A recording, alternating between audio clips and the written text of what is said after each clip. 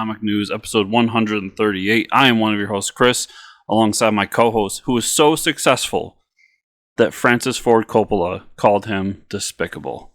It's Mike. Wow. Yeah, I guess I just saw that whole thing on I saw James Gunn say something about it, but I guess I don't know. How did this all start? What is it? This all started with the Scorsese thing, and it's just Coppola coming out and defending him. Like Scorsese saying, yeah, movies on Netflix aren't movies? Is that what he said? No, he said that Marvel movies aren't cinema. Oh, which is like, I think the complete opposite. I think the Marvel movies are more of the cinema than like an Oscar-winning film, right? Because when you think of the idea of cinema is to bring people to the theater and have this experience, right? These Marvel movies are making a buttload more money and more people are seeing them in the theaters than any other movie. And for me, that whole experience of like getting a giant thing of popcorn and a giant thing of soda, being fat, dumb, and happy, and living in space for like 3 hours, that's cinema. So I think if you're going with the artsy definition of cinema, they're not cinema. Right. But a lot of movies aren't cinema. Right. But here's my issue is, as filmmakers, they should A, appreciate the craft that's being put into those movies, but B, appreciate that, you know, movie theaters and film were kind of like on a downward trajectory. You know, everything was going streaming, everything was going to be at home, there weren't going to be movie theaters anymore. And then Disney came in, swung their big Marvel dick around, and now everybody's going to the movies all the time. Joker just made a crap ton of money. And like, what is it? Endgame's the most financially successful movie of all time. All time. In my opinion, it's an old guard that's just like, get off my lawn. He's like, it's probably like the same feeling people had about like electricity, you know? Like, man, this isn't the way I used to do things, so I'm still going to do everything by hand, and it's going to be worth more than things done with electricity. It's like, dude, just because you can't appreciate like visual effects and all the things that they're doing with the Marvel movies and all these, you know, crazy, wacky characters and capes. Come on, Scorsese. Don't you have enough money to just like, why do all these people got to like get involved? Can't you just like sit back and just let people enjoy stuff? Yeah, and I respect both those men's careers. Like, they have both put out amazing work, but right. But yeah, like, come on, just let it be. I mean, Scorsese, we'll take him for a minute. He's done plenty of his own like popcorn movies. Right. So I don't know how he's one to talk, because not all of his movies are like fine cinema. Like, so right. That whole thing is just stupid. I think it's just an old guard that doesn't like the way it's going. And, you know, I can respect that. I mean, there's things that I don't like the way it's going for the next generation because I'm an old man, but I get over it. Like, move on. I mean, you're still able to make movies, and fuck it, people are going to movie theaters, so. Did Scorsese do Shutter Island? That wasn't Nolan, was it? I'm pretty sure it's Scorsese. That's not Nolan, I can tell you that for sure. Okay, then I think it's Scorsese, and I don't think that was a huge hit when it came out, and it was kind of wacky, so I don't know. You're right, I don't know where this is coming from. Maybe he's just getting old. I mean, the dude's like 80, isn't he like 80 already? Yeah, and it's also very strange since, you know, he did kind of produce a comic book movie very recently. Yeah. But yeah, Francis Ford Coppola coming out, it's like, okay, you're one of the greats. I'll, you know, bow down to you in terms of your history in cinema, but what have you done for me lately? Because you're not really in the scene as much anymore as much as I pay attention. So, you're going to tell me that these guys working on these movies Taika Waititi and James Gunn and all these other people, like, they're not great at what they do? Come on. Right. Well, yeah, James Gunn actually made a post about it saying that, like, the superhero is the modern day of the Western. And, like, yeah. I mean, there's a lot of sci-fi flicks, and there's a lot of Westerns, and now there's a lot of superhero films, and it's like, we don't know what the future is going to hold for the next generation of film genre, but, like... Yeah. And what's great about superheroes is that you can use all of those different genres inside of a superhero movie. Right. Winter Soldier was a spy drama. Mhm. Guardians of the Galaxy is basically Star Wars. Like, Right. there's not a superhero genre anymore. So Yeah, and I don't know, like James Gunn's crying from the top of the mountain of his money, right? So like, at yeah, the end of the day, all these people like they all have been successful and made a lot of money off filmmaking, and a lot of their movies are well renowned and people like them. So can we all just get along? I mean, Yeah. Star Wars is coming out soon. Can we just like chill for a bit? I think at the end of the day, all those two men did is kind of put an eye on what they're doing next. Because Right. everybody's gonna be like, "Oh, well, what's this?" Like, if if either of them makes a pile of crap for their next movie, everybody's gonna be like, Yeah. "Oh, that's fine cinema, I isn't know, I know. They just put targets on it?" Yeah, although everybody's waiting on the forums, like, oh boy, this is gonna be great. Yeah. Let's just all get along. Yeah, you want to talk about some Patreon changes? yeah. So Mike and I have chatted back and forth about a few things. So moving forward with Patreon, starting next week. So anyone that wants to get Bat Friends podcast 3 days early, it is now $2 a month to do, and we're gonna set up a Discord channel as well, so we can all chat together about comics and shit. And then for, I believe it was $3 a month. I really should have looked this up before we recorded, but I'm a terrible podcaster who's asking you to pay me for this. Oh my god. Pay to lose is what it seems like. Yes, pay to lose. So yeah, for $3 a month, you're gonna get our new Patreon exclusive show where Mike's hosting. So, Oh yeah. I'm calling it the Amazing Mike and some other guy named Chris. Works for me. I approve the name, surprisingly. Could you imagine? So jump over there starting next week. We're going to record our first episode, and it's going to be just us sitting around talking about stuff, not necessarily comics, not necessarily video games, just life and I think what whatever we should Mike feels like. I think I'm gonna like first couple episodes or discussions. I might just hit random on like Wikipedia. It's definitely being the show that we kind of went into it just like we want to do a show where we kind of bullshit, and Yeah.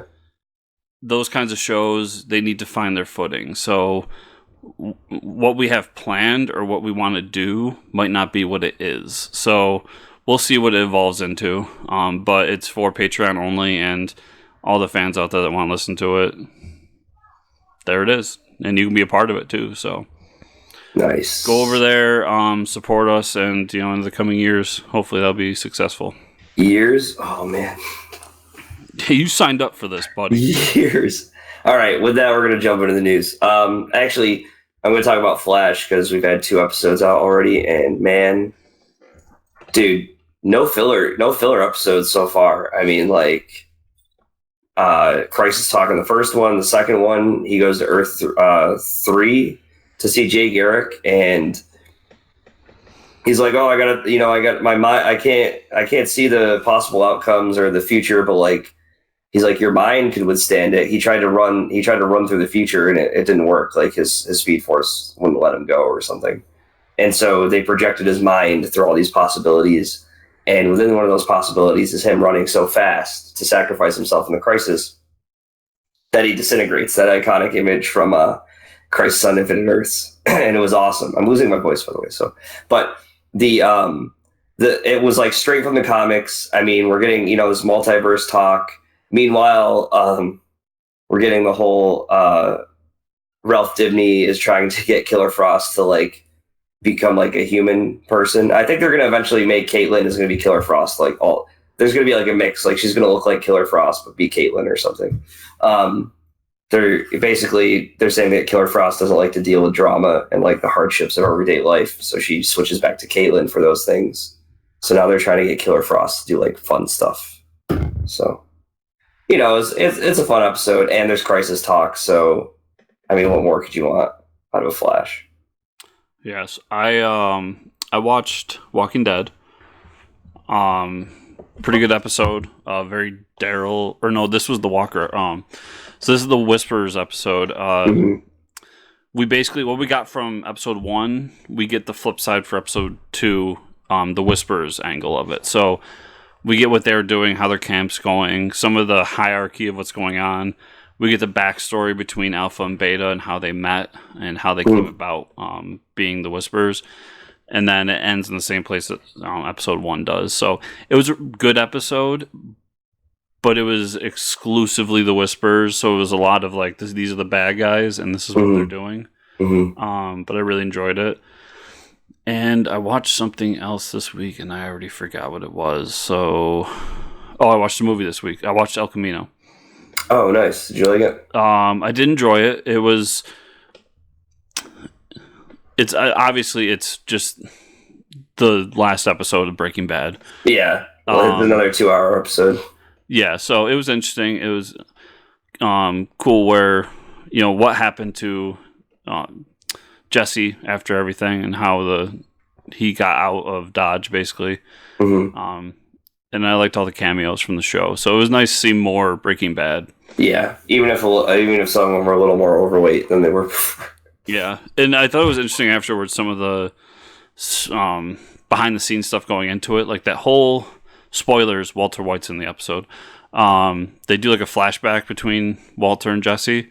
Yeah. And I guess they had like a 36-hour time slot to actually get that shot. So they had to get Bryan Cranston in, shoot it, and him back to wherever he was filming before within 36 hours. That's crazy. So that's really cool, kind of behind-the-scenes stuff to look at. But I did enjoy it. Yeah, they got everybody to come back, even Jessica Jones. Pretty nuts. That's Jessica Jones' origin story, by the way. It's Breaking Bad. So we got some news. I think the Arrow season got extended from 8 to 10 episodes, and CW is going to be launching an Arrow spinoff after Crisis titled Green Arrow and the Canaries. But it's not the Green Arrow that we know, right? Nope. It's going to be a new Green Arrow. His daughter, I believe. Yeah, I thought that's what they said. Yeah. So that's pretty cool. I mean, they're, changing passing the mantle off. Kind of interesting. The Canaries. I don't know who they are going to be, but I guess both the Black Canaries. Yeah, I read it earlier and I already kind of forgot, but it's basically a bunch of the female characters from Arrow. So basically, it's like Birds of Prey, but they don't want to call it Birds of Prey because of the Birds of Prey movie coming out. Yeah. So good on that. I don't know. I've almost given up on the whole CW verse. Like I enjoyed it for so long, and I think they just overstayed their welcome now. Yeah, they're just like, well, just keep adding shows. What do you mean? This isn't the problem. This isn't why we're losing viewers. You don't want more shows. But the thing is even though they've lost me as like a week-to-week viewer, I'm still like super excited for Crisis. And if they keep the crossovers good, I'll keep coming back for those. Right. So we'll see. But yeah, as week to week, like I couldn't even get myself to get up to watch Batwoman. Yeah, I'm just watching Flash, and that's pretty much it. Yeah, like I watched episode 1. We talked about last week. Couldn't even get around to watch episode 2. It was rough. So yeah, episode 1, I was like, all right, this is a lot more CW drama I don't really need in my life. I'm here for the capes, Jeff Smith's all-age comic Bone, that's been around for years, is finally getting its own animated series going to Netflix. So that'd be pretty cool. I'm probably going to check it out. Yeah, good for Jeff Smith. He's been around forever. Yeah. Done a bunch of cool stuff. And Bone's a beloved comic. So good on him. Yeah, he's going to get a lot more publicity, hopefully, and people will know that character. Yeah. Honestly, though, the only thing I've ever read by him was his Shazam run. I don't even know if... Oh, was that like... was that the 80s Shazam run? See, Actually, the Trials of Shazam? It's not a mutual friend, but no, it's not Trials of Shazam. Oh, okay.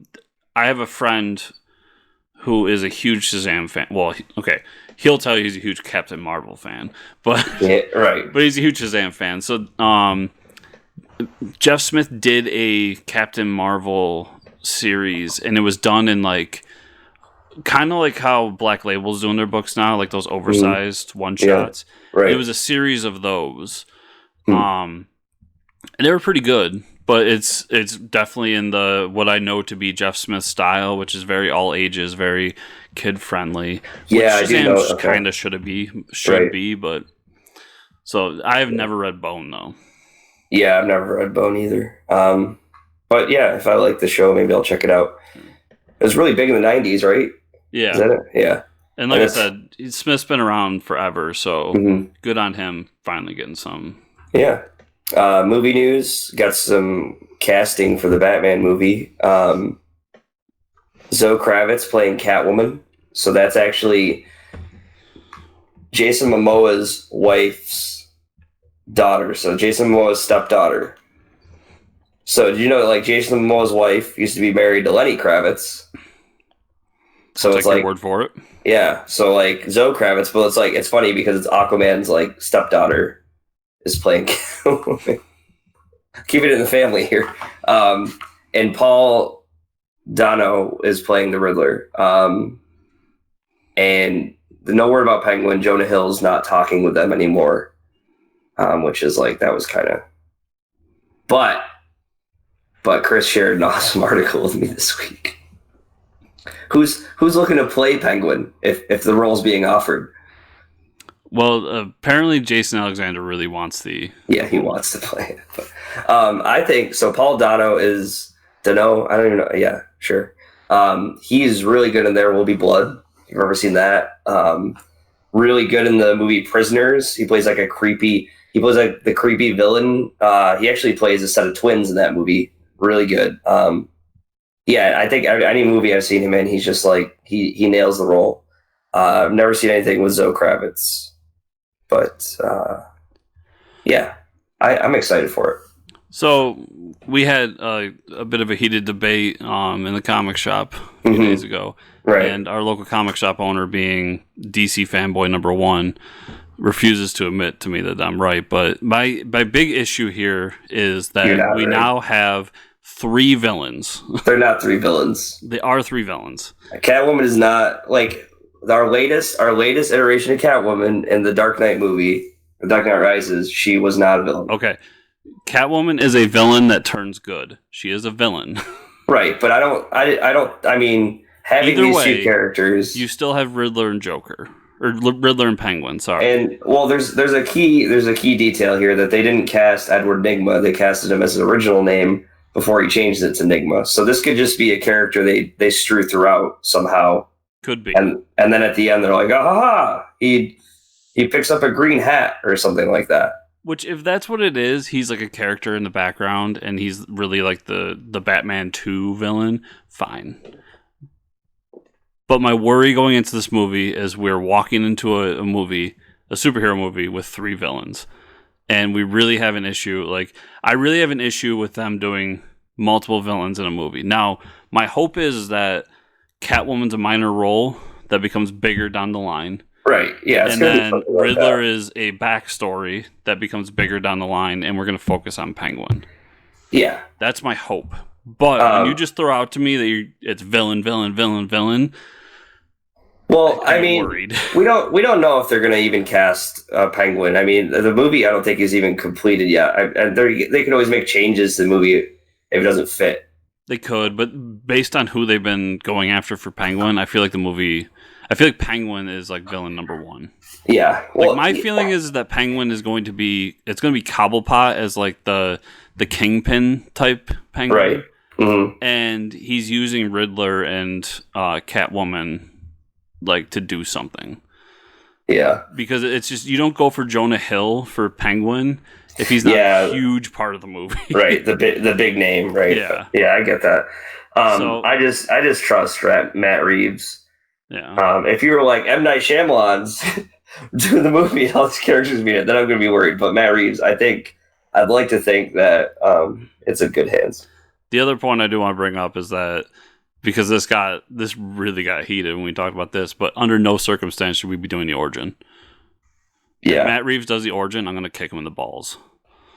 And then he's going to laugh at you with his $1 billion he makes on it.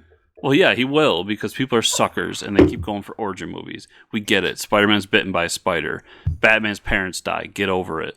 Did they do the Spider-Man origins in the Homecoming? No, because Marvel doesn't kill a dead horse. It's the Batman. We get it. It's the Batman. I mean, I'm fine with him being like, as Batman, being like, my parents are dead. It's like, okay, now we get it. You know what I mean? And I'm gonna be that asshole in the theater who's gonna scream out, "We get it. Your parents are dead. Get over it." Yeah, like Catwoman goes to rob Bruce Wayne of the pearl necklace in his office or something. Oh God, he's like, dude, my mama's dead. Like, don't touch those. Anyways, just don't do it. Whatever. Let me be. Chris will be grumpy whether he likes the movie or not anyway, so it's all right. Yeah, so this is pretty cool. Ryan Reynolds and the writers of Deadpool met with Disney. Well, I don't know how cool that is, but then they confirmed there will be a Deadpool 3 and it'll be R-rated. I'm surprised that Disney was like, yeah, you can have all that. Whatever. Do whatever you want. Yeah, because I feel like they're fine keeping Deadpool out of the MCU. Yeah. And I feel like this is one of those things where they're going to be like, here, Ryan Reynolds, have like a couple $100 million and just do your thing. And if you make us a couple $100 million, yay! Can you imagine how much more money they'd make if they had like Marvel Cinematic Universe characters in there? But they would never do it because that would like draw kids to an R-rated movie, I guess. I don't know. Yeah, I don't see poor taste. I don't see the Deadpool that's been created in today's world being in the MCU because the MCU, although the MCU isn't 100% children's friendly, child friendly, but I just don't see them going to put a mercenary who curses left and right and be like, "Hey, Cap, what's up?" Like, you know what I would love if they did like the third movie is like a Deadpool kills the Marvel Universe and like. Every person he kills is like a knockoff, ripoff of like the MCU characters. Instead of Thor, you just have some other like pagan god that's like that would be amazing to do. And then it's like a play on like him breaking the fourth wall. Like I couldn't get the rights to these characters, so now I'm just gonna kill off all these other heroes. Yeah, right. I think that would be amazing. I know you're not a huge Deadpool fan, but I would enjoy something like that. I'm not, but what I would like them to do is to allow Deadpool to stay in his own universe and make fun of the fact that like all the other mutants went over to the MCU and he's kind of like stuck here with like the reject mutants. Yeah, like find Gold Balls and some of these other like, really ridiculous mutants and be like, oh, you didn't go to MCU either? Like, yeah, that'd be cool. Riff on that, and I'll be there. Yep. Meanwhile, Kevin Feige, they just gave him everything. New role at Marvel. He was promoted to chief creative officer, putting him in charge of the movies, the TVs, and the comics. Joe Quesada will actually remain at Marvel Comics under a new creative role. So they're like, Feige, like, just do it all, man. Sure, why not? Yeah. And we put this here because it straddles both comics and movies, but my worry here is that like I'm cool with Feige being the movie and TV guy, but comics are where I worry. Yeah. I worry that he's gonna sit back and be like, tell them, listen, this needs to reflect what's happening in the movies. Like you can't be doing this weird shit while stuff's going on in the movies. That's my concern. At the same time, Kevin Feige being a creative type, maybe he'll be like, okay, you guys just keep farming IP. We'll make the money. Yeah, right. Which is what I want them to do because that's what comics really should be at this point. It's just an IP farm. Mm-hmm. But as far as the movie and TV thing, it's good because Marvel TV has been... It's been iffy at best. Like, there's Marvel TV I enjoy, but I usually have to defend it. Right. With the exception of, like, Daredevil.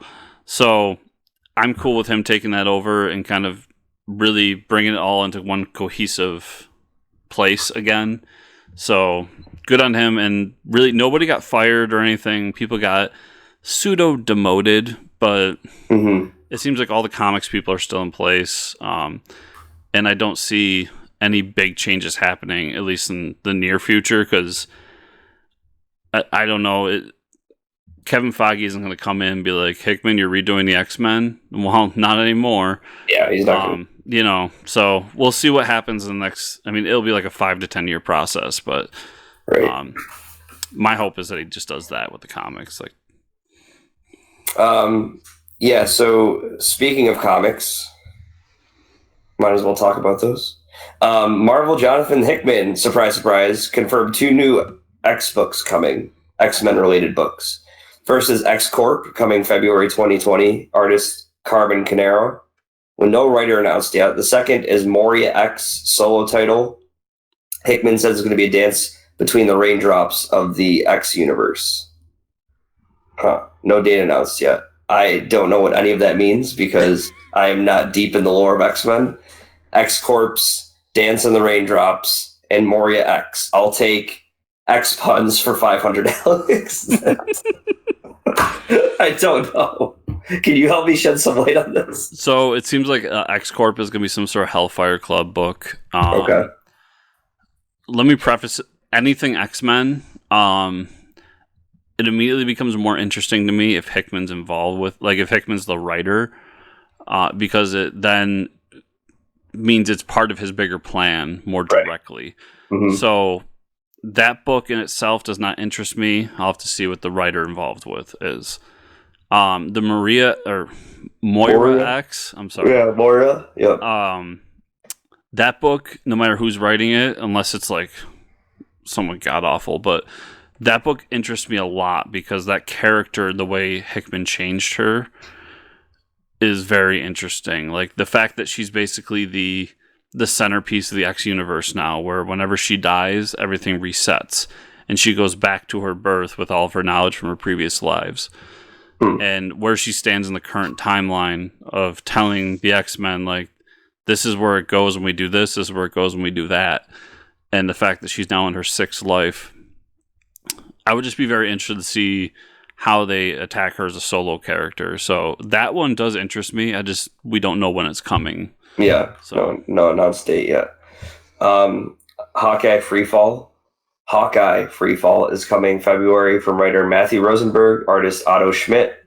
It's an ongoing series. We'll see Hawkeye facing the threat of a new Ronin. Dun, dun, dun. Oh no!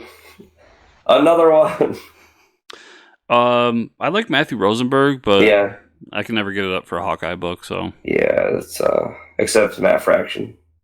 I've never read Matt Fraction's Hawkeye book. I haven't, but I've heard such good things about it. The Avengers is going to team up with Classic Defenders this February.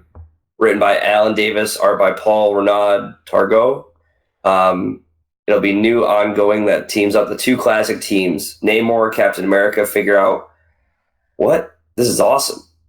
How lost memory from World War II has to do with the world today. So this is like old school characters teaming up.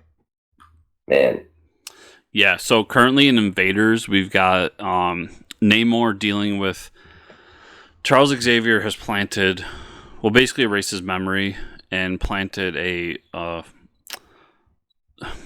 kill switch of sorts. Mm-hmm. So there was a character that Namor had some sort of relationship with in World War II. Okay. And so Xavier went in there, took that character, and made him, like, whenever Namor gets super pissed off or frustrated, that's the person who comes to his mind to try to calm him down. And that's what led to Namor being a hero for a while. And then as it goes, it starts to turn to a split personality situation, and that character starts to take over, and comic books, he gets his own body. So I wonder if it has something to do with that, because they talk about a lost memory, and since they're dealing with a lot of lost memories in the current Invaders run, but Captain America, Namor, World War II, Chris has got his name all over his book. Yep. Yeah, so I will definitely be checking this out. Marvel announces Atlantis Attacks this January, 5-issue series named after the classic event from 1990, and it's going to be written by Greg Pak and Ario Anindito. So it seems to me they might be pushing Namor for the new movie eventually, right? Do you sense a pattern here? I'm sure you're loving it. Greg Pak on another Atlantis book, like, come on. Yeah, my only concern here is I wish it was Chip Zdarsky that is, because he's the one writing Invaders, and it feels like that book is leading towards an Atlantis attack. Right. So, but that's my only concern there. But I do love Greg Pak, so I'm down. So I brought this along with me. Oh. This is my omnibus of the original Atlantis Attacks. So obviously, I love Atlantis Attacks. So what is it? Just like almost like a war with the land dwellers? Similar to what was the event that Throne of Atlantis. With yeah, DC? where Atlantis comes and attacks the surface world. Blah, blah. Yep. Think that, but Marvel. Okay. And happened. It's 30-year anniversary that happened in 1990.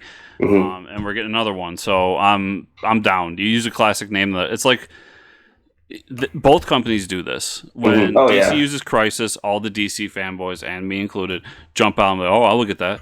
Yeah. Marvel has. And actually, DC has a few of them too, but Marvel has a bunch of them, and Secret Wars, the word Infinity, Annihilation, Infinity turd, right? And I'm out there. Oh my god, I would read that book. And Atlantis Attacks is another one for me because I love Atlantis. I'm a huge Aquaman fan. I'm a big Namor fan, so I'm down for this. I cannot wait. So maybe that's what they call it when Ant-Man jumps up Thanos' butt and expands. The giant man. Infinity turd. No, that's the Infinity butt plug. Infinity butt plug. Oh, man. I love it. So, Rob Liefeld has exited yet another big comic book publisher. Whoa. Huh. He took to Twitter saying that his variant cover for the upcoming Deadpool #1 will be his last work, and all future projects are canceled that claim the Marvel has shady business practices. When you see like the same recurring thing happening from one person to a bunch of companies, you might want to start looking towards yourself, right? Look inwards.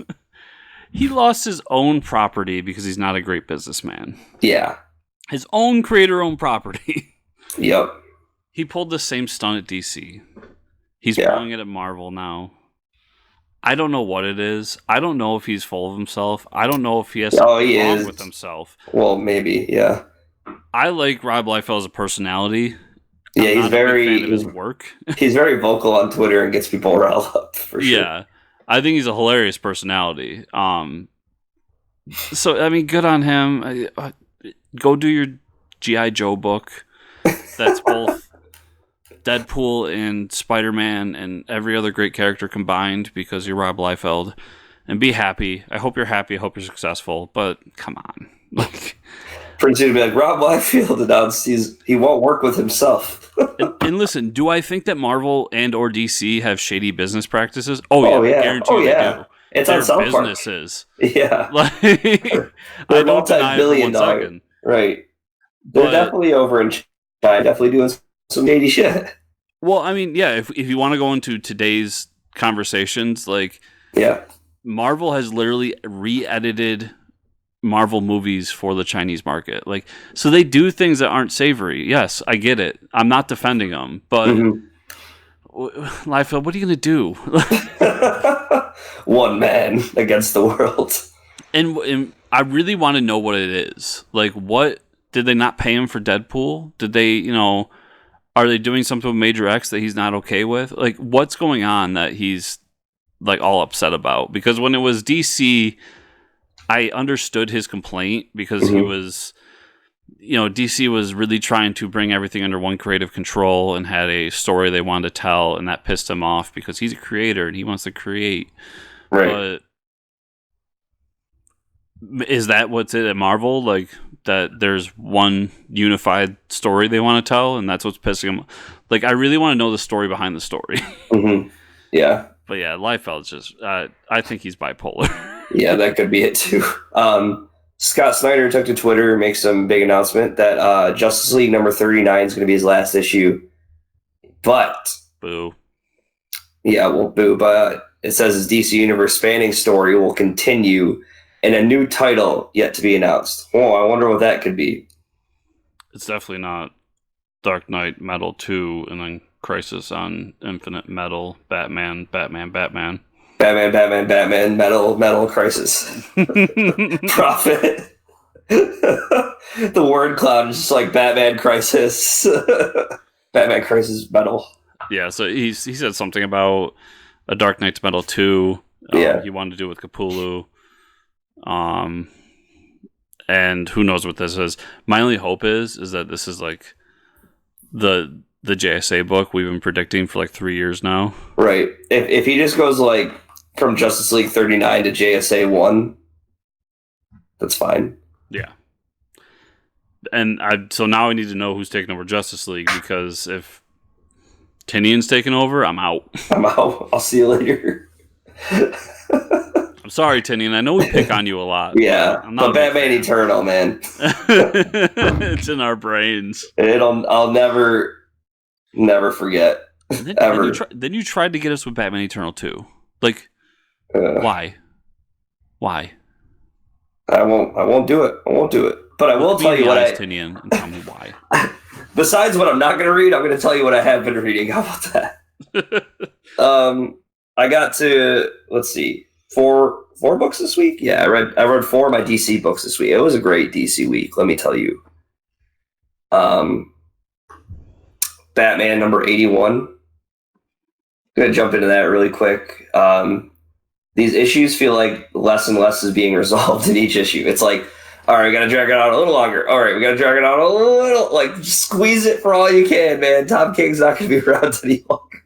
James Tynion's taking over, so slow it down. Basically, the Bat family gangs up on. We know that Thomas Wayne he's got Flashpoint Batman has got Damian tied up in the basement in the back, not in the basement, but in the Batcave. I guess it is the basement. But he's taking over Wayne Manor. He's about to kill him when he realizes that he can't do it. And then the Bat family gangs up on him. They all pop out. They're like, aha! And they start beating on him. And then he obviously kicks all their asses because he's the better Batman. If he wasn't, he keeps saying that he is. He wins, and he sends a fake message to Bruce, who's fighting, who's trying to free Gotham and fight Bane. And Bruce and Catwoman are Batman and Catwoman are just about to take on Bane. And there's a really cool scene where like Joker and Riddler pop out, and Joker was actually Clayface, planted by Bruce Wayne. So like he changes into Clayface. And like helps him out because he's like tired of seeing Gotham go to shit, which is pretty cool. But still, like nothing's resolved. Like they haven't fought Bane yet, so it's been like 3 issues of them like sneaking around Gotham, and not a whole lot happening. But who did fight Bane? Who? It was a transition. Oh yeah, what? Tales of the Dark Multiverse. Oh, yeah, okay. I was like, I hope you're going to talk about that book because, all right, that one focuses on Bane, and that's a good book, all right? Holy crap. First off, Tales from the Dark Multiverse, number 1, Nightfall, number 1. This got me so excited for all the other books coming out, man. This was so well done, okay? The art is amazing, right? The story is amazing. 50 something pages of just pure awesome hardcore story. We get like almost like a Monitor like character. I can't remember his name. It's kind of crazy. But he observes all the multiverse, and he's like talking about how each universe there's a spot in between that it's like a flipped version of that universe, and he's talking about the upcoming crisis, right? And that we're going to need all the help that we can get. So he's starting to peer in the in-betweens of the universe and look at the dark multiverse and see if there's any salvageable heroes out of the dark multiverse, which is awesome. So it's like we get to peer with him. So, he's seeing the rise and fall of these universes, the Batman. It's awesome. So this is what I read. I read Marvel Presents What If Batman Lost at Nightfall. Yeah. We start off with The Watcher telling us all about what a what if comic is. Right, exactly. Yeah, pretty much. Listen, but are you mad? No. No, because I love what if comics. Yeah, I know. It's amazing. Before all the DC fanboys come on and be like, Elseworlds are better than what if. Fuck you. this is like the DNA of a what if comic, and I love it. Mm-hmm. But at the end of the day, when Scott Snyder's done with his like world's universe spanning story and has his crisis and moves on, I really just want him to just like do a Tales from the Multiverse book that's consistent. Right. It's just him like creating different versions of Batman. That'd be awesome. Because every time he does this, I love the Batman like I love evil Batman. Right. Yeah. Evil Batman. The Batman he creates in this is fantastic. Yeah. Oh yeah. And I love the way that Azrael kind of tortures Batman or tortures Bruce. Dude, we get a Batman that's just a brain and like a stomach. It's so disgusting. Yeah. That was crazy. I love that the son of Bane is the Incredible Hulk. Yeah, he's the Hulk. Yeah. Like I picked because I loved it was a great issue. I love the way it was done. I've always liked Azrael because I like the twisted Christian mythology behind it. The like I am the savior and I have God's will and this and that. So I highly recommend this book for anyone. It was just a fantastic story, one issue, but at the same time, it looks like they're all going to connect. Right. And then after reading it, it reconfirmed my thoughts. There's going to be a new Crisis book because it says right in the beginning, a crisis is coming. Yeah, it's like confirms it. Yeah. So yeah, awesome book. Awesome book. Yeah, it was cool. And I like the twist at the end of like Batman. It was like, you know what? Maybe you're right. I'm gonna keep Gotham the way you had it. Yeah, but it's not gonna depend on you to do it. I'm gonna do it. I'm gonna do it. So he's like still being Batman about it. Because at the end of the day, I'm Batman. Metal Man #1. Pretty much a catch-up story of like where the Metal Men have been. Pretty much Doc Magnus like talk like the Metal Men. Doc Magnus always had this like this interaction with the Metal Men that was like they would find out that they're just, you know, products of his emotions and his mind. Like they're not, you know, it's artificial intelligence. It's based off his personality. It's not like they're actually sentient in themselves. But they sometimes will stumble across the room where he like throws out their old bodies and he's like, oh, now I got to reset them again. So they forget all this. So basically he's had them shut off and he's like talking. It's kind of sad. He's like talking to this like old puppet Metal Men person that's like not responding. And then he gets a call that they found nth metal, a giant nth metal deposit. And it's like actually sentient and it's asking for Doc Magnus. Like it's asking for Magnus. And that's how it ends. Is like, oh, he's like, now I need to assemble my new team. He's like, I found a reason to assemble my new team. And so we might get like an nth metal men or something, which is pretty cool. I've always liked the Metal Men, and I think it's pretty cool how they're addressing the whole like, are they real? Are they not? So I like that. Yeah, I didn't read this, but I always like the concept of the Metal Men. Mm-hmm. And I don't have room in my pull list for this, but yeah, it's good to hear. It's good. And Justice League number 34. 34. Pretty crazy issue. I will always love an issue where you give me Kingdom Come Superman, right? I mean, come on. Still trying to force feed me Commandy and make him like the hero behind it all. But it's like Commandy's basically like, hey, Wonder Woman, I called in all these people that can actually help. She's like, good job, you saved the day. It's like he really didn't do shit. But overall, I think it's a good story. The bad guys win, right? That's kind of surprising. We have the Starmen trying to link up to get everybody in the same area. Kendra is being an idiot and gets motivated by rage, so she doesn't help out with the plan like she should, and kind of like is selfish and goes after Lex Luthor. We see Perpetua at full power, and she grabs a hold of the Anti-Monitor and transforms him into Crisis Anti-Monitor, like copy paste. Like that's the evil Anti-Monitor that we know from Crisis on Infinite Earths. Overall, crazy story. Lots of crazy characters when they show up with the Justice League from the multiverse, like Kingdom Come Superman. I think you see the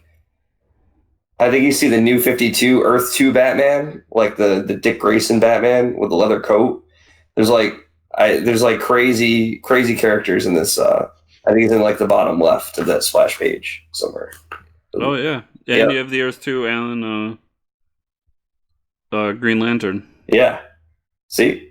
So I actually just sat there and looked at that page for a while, just to like pick out all the heroes that they were showing. It's a really cool splash page, really great story, and I mean we got a few more issues to wrap all this up, but it looks like so basically it ends with Perpetua saying like, all right, time to make the multiverse the way I wanted to.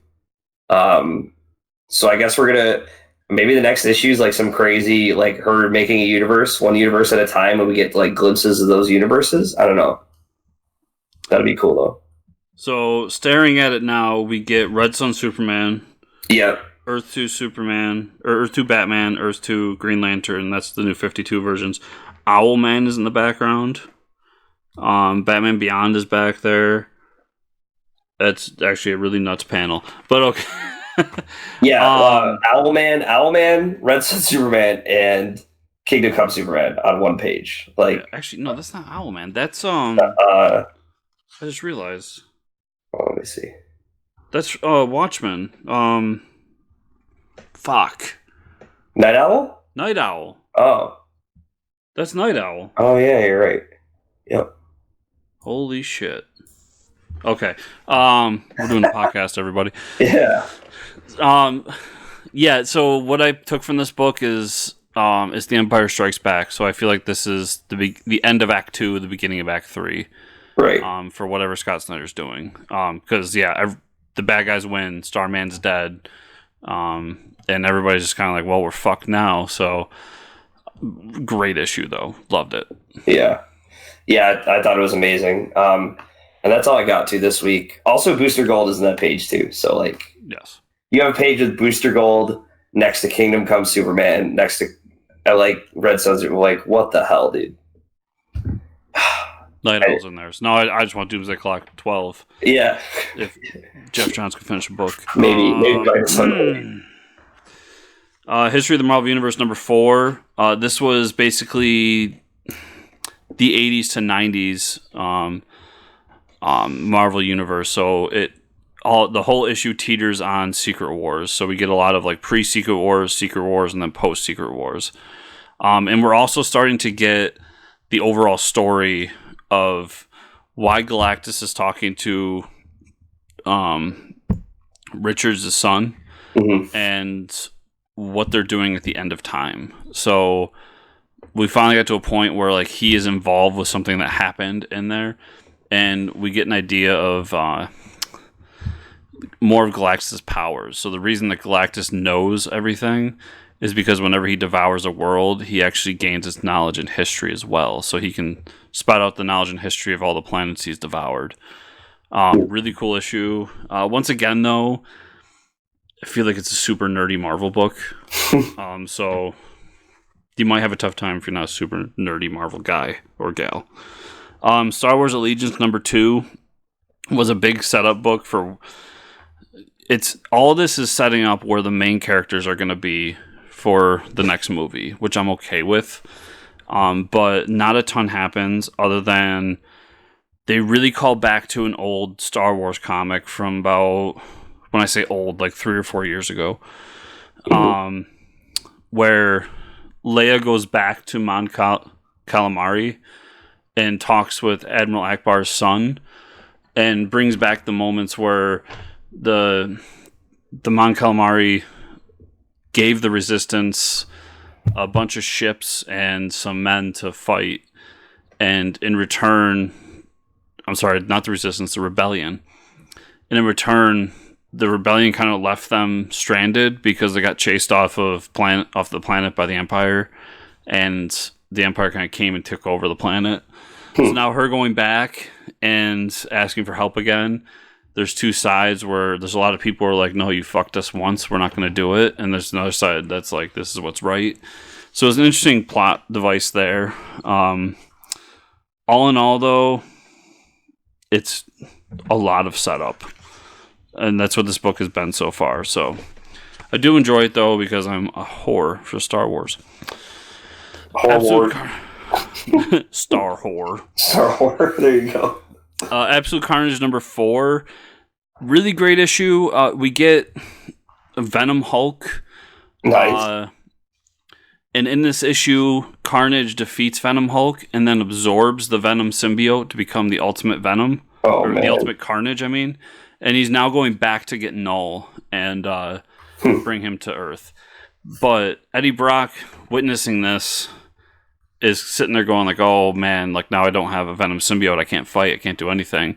When he realizes that the Maker's device wasn't really destroying the codexes, it was keeping them storage.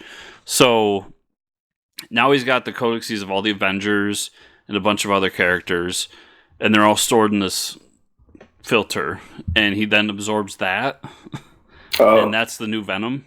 So he has all the powers of the Avengers? No, but he has a Venom symbiote now that has the voices of many different people inside of him. So he even mentions that like he can hear Captain America giving him like a heroic speech while he's going.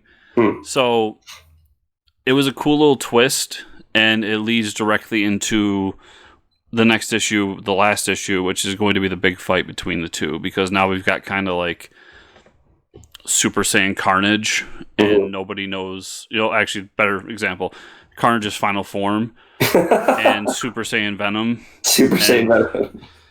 So, really fun book, though, if you've been following Venom. I mean, Absolute Carnage has been really great. The Realm number 15, this was a silent issue.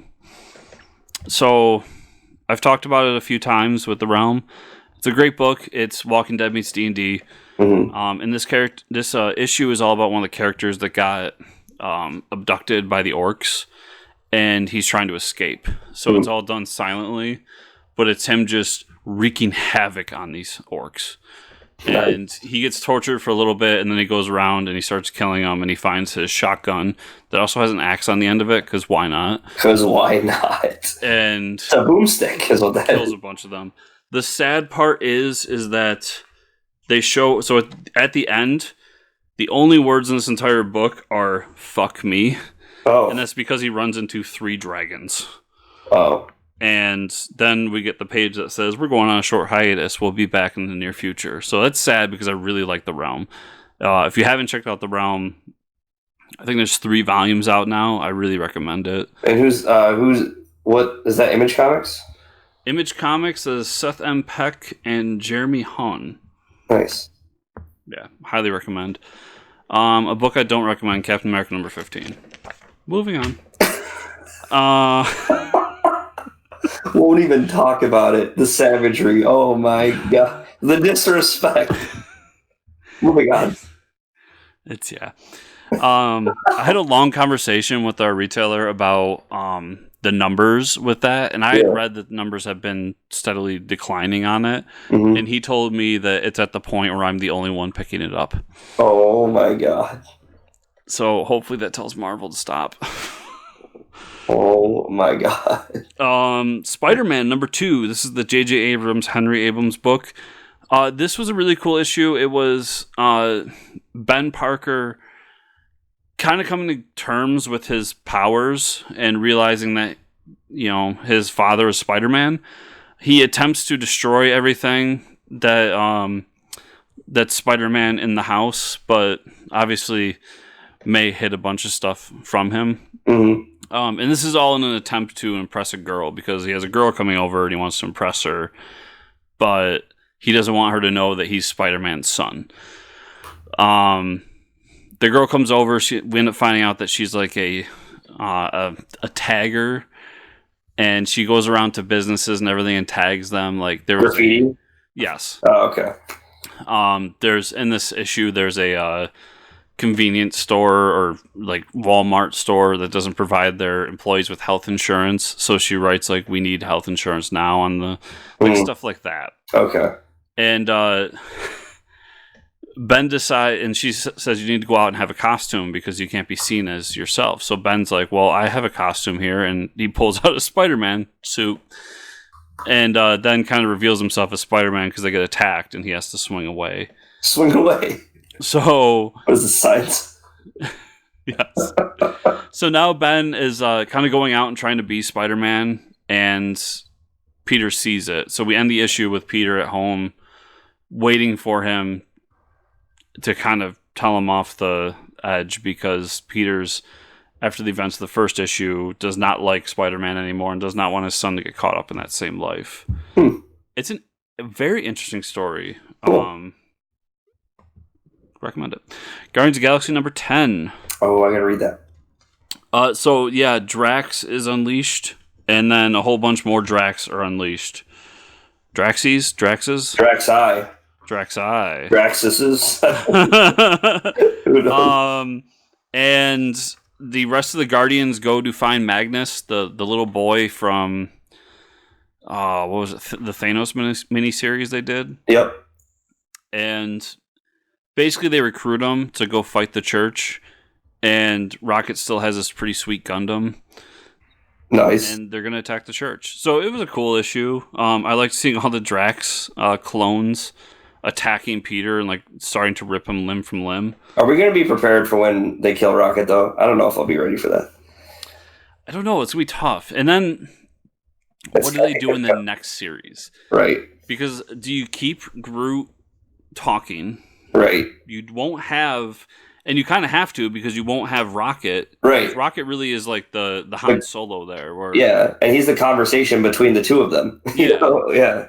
Yeah, there's a lot of interesting pieces going on here. But 2 more issues of Donny Cates doing that book, so I'm a little sad about that. Absolute Carnage Scream number 3 wrapped up the story there, and basically Scream is going to be fighting alongside Venom, as we expected. But interesting book. It was a fun addition to the story of Absolute Carnage, and I thought Cullen Bunn did a pretty great job on it. And then Contagion number 3. So basically, we get to a point where there's a magical barrier around New York to keep in the contagion. Mm-hmm. And they think they've defeated it, so now they're just going into damage control and trying to save all the people that got infected. But what's happening here is the contagion wasn't the person, it's the disease. So even though they, quote-unquote, destroyed the person who was really the carrier of the disease, it just moved over to a different person. So... nice job. Moon Knight shows up, and it's all going to be solved by Moon Knight, because Moon Knight rules. He's awesome. And we got Jonathan Hickman's X-Men number 1. Oh, finally. Really good book, really good setup. I feel like you don't necessarily need to have read House of X and Powers of X to understand this book, because really it kind of sets everything up. It tells you what Krakoa is.